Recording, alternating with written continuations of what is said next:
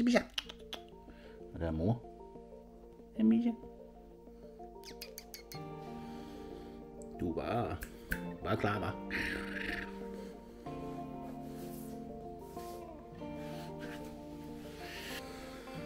Det var ikke lige det, der var på programmet. Det er en almindelig lørdag aften, og nu lader jeg lige mærke til, at det var min video nummer 2. Nu har jeg fået lidt hage, en gammel dage.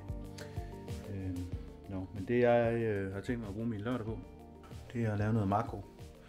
Jeg har lige glycerin, men hvad hedder det? For at lave mine makrobilleder, så har jeg stillet nogle flash op. Puff. Og en flash op, og så skyder jeg herind med den her. Bum. Og så skyder jeg den her herind. Bum. Og så kommer det til at se sådan ud. Det er jo ikke fordi jeg skal sidde her og tage fantastiske produktbilleder. Jeg skulle faktisk også have en grøn baggrund. Jeg skulle tage makro. Det her det er et objektiv jeg har lånt af Tony hedder han. Super skarpe billeder. Og jeg skal tage billeder af edderkopper. Jeg har ikke sådan noget til at dræbe dyr med. Så den her, den har nu fået ungefær 2 timer i fryseren. Det er som om den er rimelig kølig. Så den vil jeg prøve at lave et noget makro med.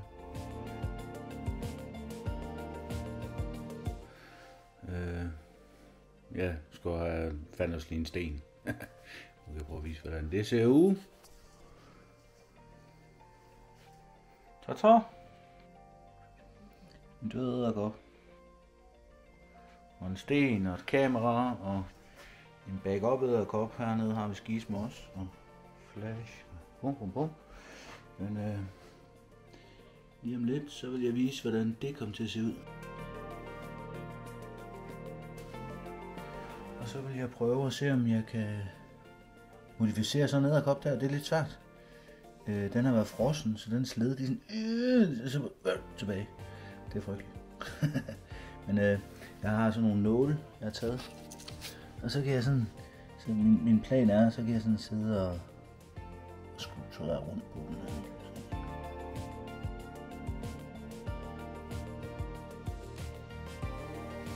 Og jeg tænker, det første, det taler lidt for sig selv. Det var ret lækkert, ikke? Det er makro.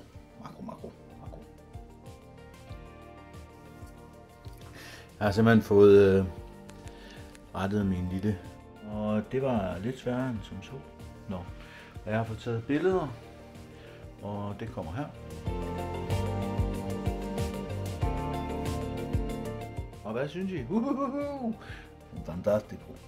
Det er selvfølgelig redigeret og AI og foto, fokusdækket og sådan noget. Men ja, sådan kan Spider-Man komme til at se ud.